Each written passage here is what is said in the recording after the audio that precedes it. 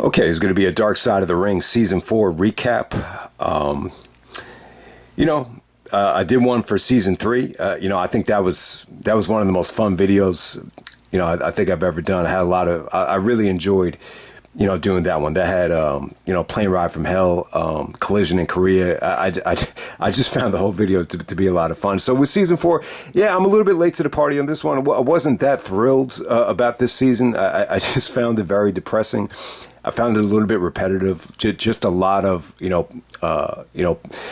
overdosing on pills, drugs. Guys passing out because of alcohol. Suicide related stuff. I mean, I'm a little bit more open to any ideas that have to do with like shows, like the Bash at the Beach 2000. I thought that was a lot of fun. So I'd be more interested to see stuff that's like Montreal related or Bash at the Beach related or anything involving with, something that just flopped instead of, a guy just, committing suicide because of drugs or some shit like that. I just think it's kind of run its course at this point. But, if anyone has any suggestions for these Dark Side of the Ring guys and has a, creative idea that's not too depressing, I like to hear any, ideas. But it does seem to me like that Black Saturday situation where Vince tried to run in WCW territory with the Turner deal. It looks like that might, get a documentary for season 5. That seems to be the most obvious because they've touched on it several times in the Tales from the Territory. But yeah, we're going to do this in chronological order. Try to keep it short and sweet. So we got Chris Candido and Tammy Lynn Sitch, Chris and Tammy. So this is actually Sonny from the WWF, if you haven't seen it yet. I mean, it was really cool. I mean, it really kind of paints a picture of Sonny as like this, I don't know, she reminds me of somebody that's a movie star. I can't put my finger on who, but, just kind of witty, intelligent, and just kind of had a lot of natural charisma when Jim Cornette gave her the platform and she came because Chris Candido had a lot of talent. So Candido actually moved to Smoky Mountain Wrestling, that territory. And Sonny was like, she found this gimmick. Cornette kind of saw her as just being like an but like a pro, Clinton girl. Like the Clintons in that territory were very looked down upon. It was very Republican based. And, Sonny was like a very big Hillary Clinton supporter. And she just got a lot of natural heat. And that's what kind of got them in the door to WWE. And obviously they go into depth about how, Sonny was so hot and she was so, glamorized, when she got there that she kind of stole the show and, stole his thunder. And, the bigger she got, she craved the attention of someone like Shawn Michaels. So they really go into depth about the affair with Sonny and Shawn. And that, Chris knew about it, but he didn't really, want to say anything to get fired or anything like that. So it's really depressing, though, man, because so this is another situation. It just seems like as time went on, because of Candido's injuries, Tammy just kind of latched on to whatever he was taking, whether it be pills, whether it be alcohol. And you could just see the deterioration when they got to ECW. Cornette was just very critical of, some of the dirty laundry that Heyman tried to air with Tammy crying and coming clean with everything. And he just thought that just reeked of, a greedy promoter trying to get television ratings. So that was kind of crazy there. But yeah, man, Chris Candido's brother was great. Like he kind of reminds me of John Moxley. Like he looks like he could be Moxley's like brother. But he was really, really cool, man. And they talked about how, Candido was like suicidal at 31, 32, and he really kind of helped him find himself. And, TNA was kind of like a rebirth for Candido. And, they went in depth about that lockdown match. And, I didn't really realize it at the time when we did the review, but there's actually a cameraman inside of that lockdown cage. And ultimately, when he took a bump, like that's what kind of caused, his ankle to snap. And then he actually, flew right after the surgery and it ended up with a blood clot. So I think that's one of the great things about these Dark Side of the Rings. It's just, it should be required viewing for just all wrestlers because you could always learn, some of the mistakes that guys made. And I think that's one of the, even NBA players as well, with Chris Bosh with the blood clot when he was flying. In this situation, the rule is you never want to get on a plane after getting surgery, and it's just unfortunate. That's what led to Candido dying, and they go in depth about how Tammy, had a million DUIs, and they obviously she was able to get to the Hall of Fame, but constantly, just involved in just reckless driving incidents. And yeah, I mean, it's just pretty sad. And I think she's going to jail for like 20 years. Like it was like a 20-year sentence or whatever. It was interesting that they didn't touch on the porn thing. I know she did like a series of porn videos with her boyfriend. I have never seen them. I've heard from people that it was so bad that it makes you never want to watch porn again. Once I found out it was with the boyfriend, I think that was, that kind of made me not want to check it out. Like if it was with like a top level female or a male performer that, treated, the business like it was a sport, that would have been interesting, especially like if Sonny looked like the way she did in '96. I think that would have, that definitely would have generated some interest. But yeah, it was interesting that they didn't touch on it because, I know that was very negatively received, but it just kind of ends with her, in court, just going to jail. She just looks, terrible, when you see her now. She's just been through a lot. So very depressing. And it's a shame because the girl just had a lot of, seemed like she had a lot of natural intelligence and charisma. And it's just, the business, it just kind of brought her down. I think Candido was definitely a guy that just, he was involved with a lot of steroids and a lot of pills. And, I think Tammy just kind of latched onto it, like, especially when she was in ECW. It's just a shame. It really is a shame. It's really just a tale of someone that just,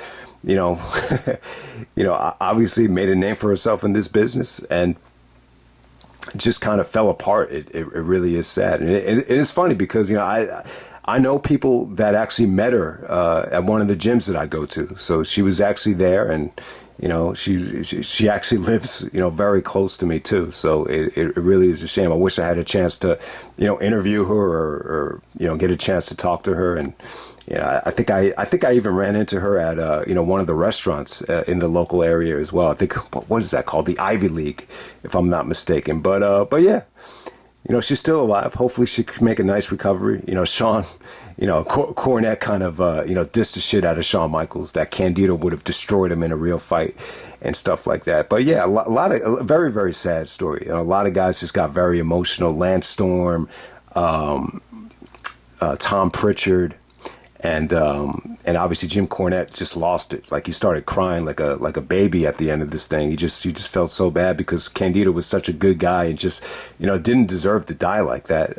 But hey, man, I'll leave it at that. We're gonna move on to Shattered, the Magnum TA story. Yeah, it's a shame. So they really kind of try to present Magnum TA like he was really going to be the cornerstone for Crockett and the NWA. He was coming off of that amazing match with, Tully Blanchard, the I Quit match inside of a steel cage. And, everything was going well for him. I think it was it Jim Crockett? He was saying that if he didn't suffer the accident, he feels like they would have never been in a position to be forced to sell the company to Turner when it became WCW. Felt like they really could have, built a strong foundation around Magnum TA. I don't know. I think at the time in the mid '80s, I think he fit the '80s well. He fit that territory well. I mean, was he going to be bigger than Hogan like they were saying he was? I just don't know, but he definitely had a good look for the '80s, and obviously he was an awesome worker, and he's involved in one of the greatest matches of all time. So you give him credit there, but he was just involved in some, really, really bad accident where he basically got paralyzed. And but hey, the silver lining is, even though he, his career was over, he was still able to, live a pretty long life and do other things. So it wasn't the most depressing thing in the world, but you always say to yourself, what could have been. It's one of the biggest like what ifs in wrestling history, the Magnum TA story. But that goes back a long time ago. You got to go back to the mid '80s, to even remember Magnum TA. But I think what helped his legacy is just the WWE, library collection, and particularly the greatest steel cage matches of all time DVD. If like that was my introduction to him. I think a lot of people feel the same way.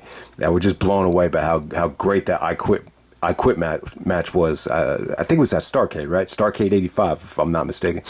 All right, next up we have the Eddie Graham and Mike Graham story, breaking the cycle, the Graham dynasty. So this was the Florida promotion. So they did the Tales of the Territory. So this Dark Side of the Ring just focuses on suicide. That, suicide is just a hereditary disease. I've talked about this before with my grandmother. She actually had really, really bad depression and dementia.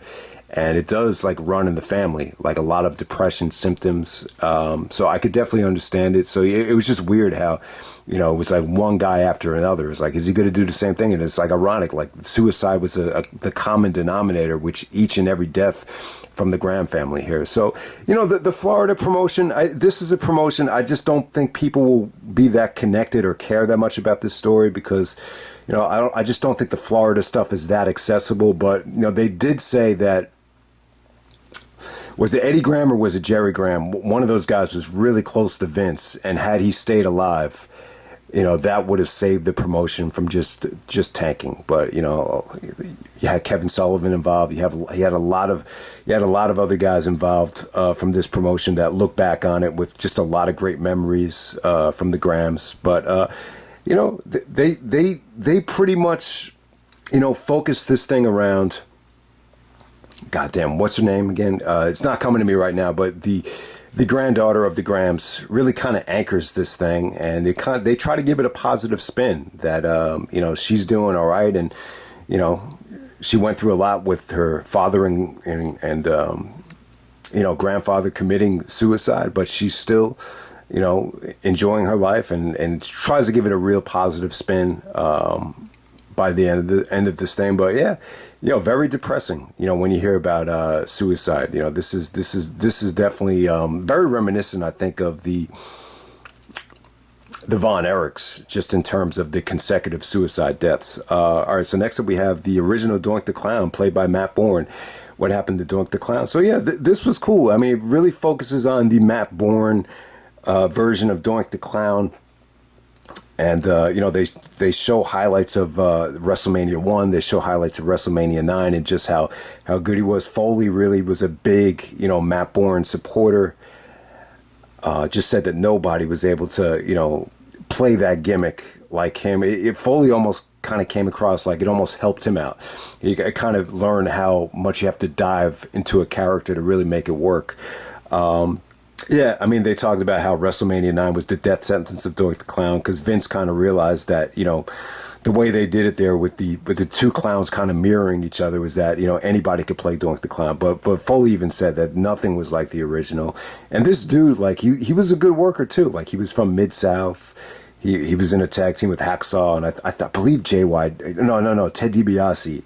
They had a nice little trio there. The WrestleMania 1 match, the daughter, like, really broke down the WrestleMania 1 match with Steamboat really, really well. I think her name was Tegan Osborne. She did a really good job of breaking that down.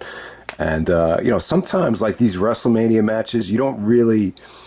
when we watch the shows, like, you don't think they're that great, but like whenever they do a Dark Side of the Ring, like they always point to these matches at WrestleMania, even if it's like 5 minutes. They, that's kind of like a landmark for anybody. Oh, he was at WrestleMania, so let's show what happened there. So. But yeah, man, this dude was just on cocaine. There's another incident where just this dude was just really, overdoing it with drugs and led to him getting fired multiple occasions. Hacksaw and Jim Duggan even said the dude was a little bit of a bully. So he definitely had like a reckless reputation. But, Foley is just one of the guys that was just a huge supporter of how, unique the dude was. Kind of a lot of controversy with the death. He had multiple... wives with different kids from different daughters. So, this dude was married like 3 times. And, the last wife, some of the family members, particularly the daughter Tegan, really blames I believe the third wife, just for being reckless and just not playing her part and calling 911 when she needed to. And she's under the impression that it's her fault that he died. But she was actually found not guilty. It just seems to be like she just didn't call 911 fast enough. So I don't really think that would, allow someone to be guilty for killing somebody just because they didn't call 911 fast enough. But her impression was she just let Doink the Clown just overdose, and that's what kind of led to his death. So there's a little bit of back and forth between the two families, very similar to the Pillman situation, where there's just a lot of blame between different wives about what actually happened with the death here. So there we go with that. Next up, we have the Junkyard, the JYD. Dark Side of the Ring. So yeah, man, I mean, this was cool. If you haven't seen it yet, it really kind of makes you appreciate just how charismatic and how over JYD was, that he had the Mid-South territory in the palm of his hands, which is pretty well documented. But Bill Watts had a famous saying that the only color that matters is green. He wasn't playing the race card. And, JYD was, very, not just a black following, but he also had a white following as well. And he inspired so many black wrestlers. And, when he went to WWE, though, like there was a little bit of controversy. This hasn't been proven, true, but there's a rumor going around. I think Teddy Long believes it, that Bill Watts actually said to someone in the bathroom, that he actually called him the N-word. He said, nigga ain't going anywhere. And that got back to JYD. And, that's pretty much one of the main reasons as to why he signed with Vince. But, when he went to Vince in WWE, the consensus is that Vince just didn't know how to use him. And, I think it was Tony Atlas said it had nothing to do with racism. It was just a business decision that at the time, Vince thought the best philosophy would just be to attract, white families to the shows. It had nothing to do with race, which was the total opposite of Vince Sr., who was a little bit more diverse in the wrestlers that he chose, like the Samoans, like Rocky Johnson, and, the list goes on there. But yeah, the JYD stuff was good. I mean, it was very, very depressing, though, towards the end. Yeah, he had to actually settle for, going to WrestleMania 3, and then a couple years later, he's actually working at a Walmart. And you just see the natural decline because of drug issues. He was definitely hooked on drugs. Jake the Snake even went into depth about how bad the situation was. Ted DiBiase actually gave a speech at a church where JYD actually told him, tell everybody to learn from my mistakes. So yeah, it ended up being kind of depressing, but at the same time, JR was just, once again, JR is probably like the biggest supporter of JYD out there. Like, he really does a good job of painting a picture about how over he was, which is well documented at this point. The tragic fall of Adrian Adonis. I could see this going probably be the most under the radar episode in this series, but Adrian Adonis, Brett was actually interviewed for this, and he really put over Adrian Adonis as like, a tough son of a bitch, like one of the few like rare, like tough guys in the industry. And he even said like he would have loved to wrestle him in the main event of WrestleMania had he survived. But he was pretty smart. Like they said that he knew exactly how to work the fans and how to get the fans, to hate him. So he found an original gimmick where he was like very feminine, almost came out and said, he basically, he played a gay character, but he was not gay, is what you really get from this. And, they didn't really go in too much into depth about the Piper stuff. Like I think Adrian Adonis, more than any other match, he's known for the WrestleMania 3 match against Piper. It's just such a, it's such a well laid out, story right there. But, that's what most people really know him from. But after that kind of fizzled away, it's just, he just was, traveling with a group of other wrestlers, and, they just got in a car one night and they ended up just kind of hitting a rock or seeing a moose, and the whole car, the whole van, whatever it was, just like deteriorated. I think there was only one survivor, and a lot of people, so there was like just a lot of back and forth of whether they were drunk, like who was driving behind the wheel. Then all the guys came out and just said that there was no drinking involved. They just hit a rock and everybody just ended up dying. So it's unfortunate, man. It was another depressing documentary, but you really get to learn about Adrian Adonis. If you have someone like Bret Hart, opening up the documentary and just putting over how tough he was, it's I think this only helped his legacy. Next up, we have Abdullah the Butcher. Abdullah the Butcher, the legacy of blood. So yeah, this was cool. They talked about how Abdullah, didn't want to go to school. because his parents worked really hard. The mother was like a maid and constantly on her knees just scrubbing. And he's like, all right, I can't go to school. I got to try to find ways to make money now. Kind of going against the grain with it being a cold world. So stay in school. But, the rules of the game are you got to make money, which, Tupac alluded to on that song on All Eyes on Me. Shorty Want to Be a Thug. And, that's what kind of resonated to me, watching this documentary. And, once he found that there was money involved and once he found his niche, he became more of a legend in Japan. So if you've been following Ring of Honor, Ring of Honor dedicated a whole show to him in 2002. I think he took on Homicide at Night of the Butcher.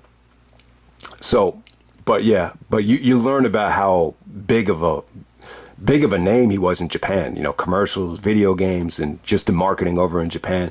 So if you haven't seen him yet, he's, really big black dude. He's got lots of scars, from getting busted open. They talked about how he learned how to blade. There's like an art to blading, and he was able to do it in a way where it almost felt like it was magic. So it was pretty cool about that. But, this Dark Side of the Ring really focused on hepatitis C. When you watch Abdullah the Butcher's matches, there's a lot of blood. There's guys just stabbing each other with forks. These bunkhouse matches, and there was this one wrestler. Can't remember the guy's name. He had a nickname. God damn it, it's just not coming to me right now. He was in WWE for like a couple years, and because he got hepatitis C. Ended up costing him his job, and he actually sued Abdullah the Butcher. But because Abdullah the Butcher couldn't read his mail, he actually lost the case. And this dude was awarded like over $2 million in just damages or royalties from the damages of getting hepatitis C. So yeah, man, it was really, really crazy, man. But, the argument is, I think it was Tony Atlas that said, once you're getting involved in these style of matches, like you got to expect, to get something like that. And it kind of got me wondering. I was talking to my dad about Tommy Gunn from Rocky V, Tommy Morrison. He actually ended up getting AIDS. And I was just like, man, I was like, do you think he really got AIDS? Do you think it was possible that he got AIDS, boxing? Because like just kind of rubbing someone's blood up against them in the ring. That's a little bit far fetched, but when you see these type of matches that Abdullah the Butcher had, it's just obvious. And I think Nigel actually ended up, getting hepatitis C from bleeding in a match. He bled several times, so it is possible. And that's another idea would be just to have guys get tested like they're about to have sex. That will be a way to kind of limit that. But, when you're getting that bloody and that crazy, you would have to expect it. So, once again, a crazy documentary. It was really interesting, though, man. It was interesting how that dude that sued him just, was totally just out to get him. He had no remorse. And I think Lance Storm actually buried him. He said that guy was no good. Like, there's actually a scene where he's in a mask and he just like destroys a referee. And he said, well, he should have been fired. He should have never been able to wrestle again. It's really something to see. But that style is just crazy right there. So and next we have Bam Bam Bigelow, the Beast from the East.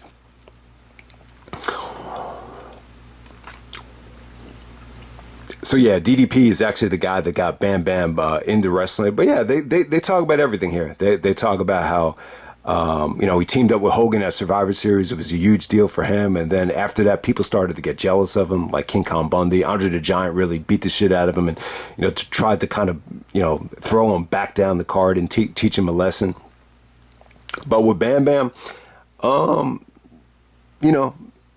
he was fired. He was let go. He went back to Japan, and then Vince kind of brought him in for WrestleMania 11. And they went into depth about the WrestleMania 11 match and how they needed someone to make Lawrence Taylor look good. And that's what Bam Bam does. He takes chicken shit and makes it into chicken salad. They have some really, really good sound bites of Bam Bam Bigelow in an audio recorded. Obviously, he's not live anymore, but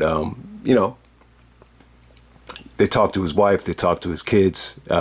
One kid said that he hates the fact that people call this the worst main event in WrestleMania history. He said that nobody could have had, that type of match with Lawrence Taylor other than Bam Bam Bigelow. Talk about how he's the best big man in history of the business. But, being a big man, and being able to move like that, it took its toll, on his body. And eventually he got addicted to Oxycontin and pills.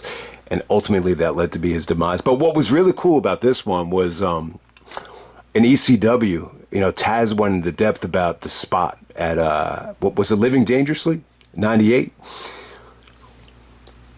where they actually go through the ring. He actually went into depth about how they had to open up a door, and give them a signal just so they could go through the ring without, killing each other. And when you look back at that spot, it's crazy. It's crazy that it's crazy when Taz went into depth about everything that's really, holding that ring up together. And then Bam Bam was really cautious about not destroying Taz's neck. So there was like a white, there was some white tape that kind of gave them a mark exactly how to clear it so you don't hurt Taz. So that was really, really cool. But, at the same time, they talked about how Bam Bam had this doctor that was a fan, and he was just giving him way too many drugs, and he got, he was doing anything he could just to make money to buy these drugs, even if it meant, stomping his family in the street. So once again, very depressing. He dies at 45 years old. I think the cause of death was accidental overdose. And his wife was just saying, bullshit, you can't accidentally overdose. This is just a habitual problem that, has been going on for years. So it is what it is right there. So yeah, Bam Bam Bigelow, definitely, man. I think Bam Bam is, I think his stuff is pretty accessible. I think most people know who he is. And, I love watching his matches. His matches against Brett are awesome. The WrestleMania 11 main event, I do not think it's the worst, main event. I think he did a good job, considering who he was in the ring with. It's definitely not a bad, WrestleMania main event in my opinion. Well, it's one of the worst, but you get what I'm saying. I just wouldn't say it's the worst, when you consider the circumstances, if that makes any sense. And then we get Bash at the Beach 2000. This is the backstage dispute between Vince Russo, Hulk Hogan, at Bash at the Beach 2000. Just some extra thoughts about it. All right, so I just want to mention about... what was I going to say? Political control, creative control. I just never think it's a good thing. But I just think at that time, Brett had creative control, and, that was a common denominator with the Montreal and this show right here is creative control. But I just don't think it's ever a good thing. I just think it's bad for the business. You get why they did it. This was such a, competitive time to keep guys under contract is, maybe you had to, institute that in the contract just to get guys to sign. But yeah, I mean, I kind of feel the same way Jarrett does. It's like, for everything wrestling gave to Hogan, like, that's what you chose to do, is to implement your creative control there. So, in terms of like the Vince Russo Bischoff relationship, I think the biggest difference between that and Vince McMahon was that, Bischoff clearly wanted the job back. Like, he clearly wanted Russo to fail. In a situation where, Vince Russo was working for Vince McMahon, like Vince didn't care. Like, his main thing was, how do we get our company to thrive? He's not taking, he's the one that hired Vince Russo. So it's a totally different dynamic. Eric Bischoff is just, wanting things to go, he wants things to go back to the way it used to be, under his umbrella. But you get the reason why they brought Bischoff back, because they were just under the impression that, Russo is only going to thrive if you have someone that could filter out his ideas. So you have that going on there. But, yeah, man, it was funny, man. It was funny. And plus, I think the underrated thing about this is that everybody in the meeting, when Russo said, well, how do we rectify the situation? Well, who should be the WCW champion? It's just funny how everybody said it should be Booker T. So in a lot of ways, I know, even if you're not a Russo fan, you have to love what he did that night. I still think Russo ends up being, the babyface here. I know Bischoff thought he was very unprofessional and everything like that, but... I think someone had to kind of put an end to this Bischoff and Hogan thing and, get things going in the new direction. But, the fucked up thing about it is everybody just associates WCW 2000 as just being so bad that it's tough to really get behind Russo. But,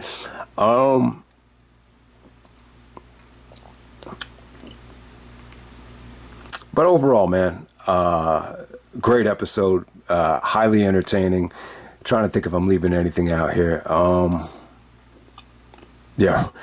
And it's funny, like the way this thing ends, Russo's just very like fed up with everybody in wrestling. He said, if anyone asks me, what do I have to do to get into the wrestling business? I tell them, don't get into it. It's not worth it. So it is crazy. But man, like he's definitely like a likable guy though, Russo.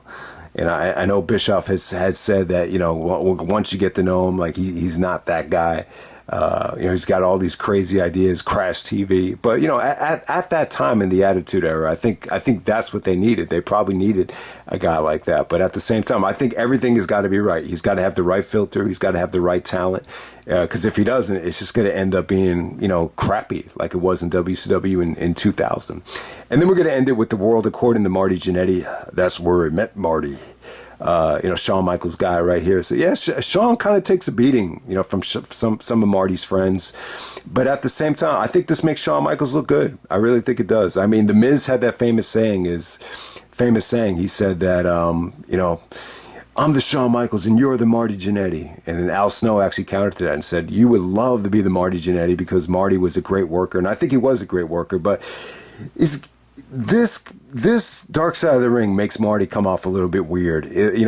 Al Snow kind of paints a picture of him as, someone that feels like he's had a lot of bad luck and God, Marty has his perception that God, has struck down upon him and, put a curse on him, and he blames God for a lot of stuff. And you paint this picture of Marty of, constantly getting on social media and just saying stupid things. And, the biggest thing you're going to take from this documentary is the situation with him, almost coming clean about a murder from when he was like a teenager. He said he made someone disappear in the back of a bowling alley. And then, when it came down to the nitty gritty, he kind of denied it and said it was just a wrestling storyline. So the whole thing was just weird to me. I think anytime, and that's one of the reasons I don't go on Twitter. I had a bad experience with the girl on Facebook, during the early days of YouTube. And I just said to myself, I'm not going to go on this again because everything gets misinterpreted. I'm not going to, get in trouble over this bullshit again. And I don't miss it at all. I really don't. You could argue that, it's something that, should be done to elevate the, whatever.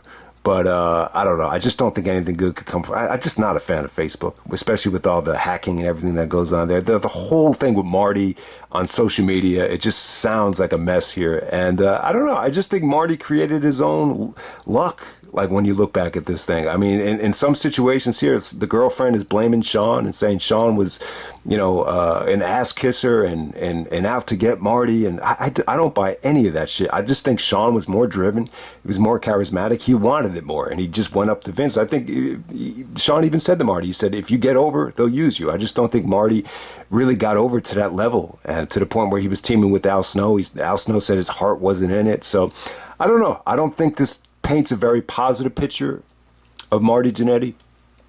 But I think he's a great worker.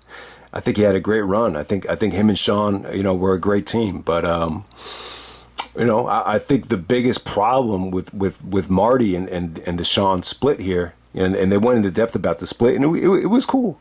It was something that needed to be done. But it seems to me like that incident where he actually paralyzed the dude, that was just bad luck. When you see the way the guy took the bump, it's clear that he wanted to take the bump and, get that reaction by just diving into the mat, because that's what happened on the previous bump where he almost dived into the mat and almost killed himself. And then he did it again where he did break his neck. So, that was just bad luck. And then Marty lost a lot of money. A lot of money came out of his paycheck when they settled for like $10 million over there. So I think that was the straw that broke the camel's back. And I think over time, Marty just kind of getting in trouble and just not being responsible. I think Shawn just wanted to be his own man after a while, obviously. You can't blame Shawn for, wanting to be a singles wrestler. So, to me, when you look back at this, Marty just didn't have. There's just something not right about this guy. I think he's just missing, something. Whether it's lack of charisma or just lack of responsibility. That's kind of the picture that it kind of paints for me. But that's pretty much it, guys. That Dark Side of the Ring.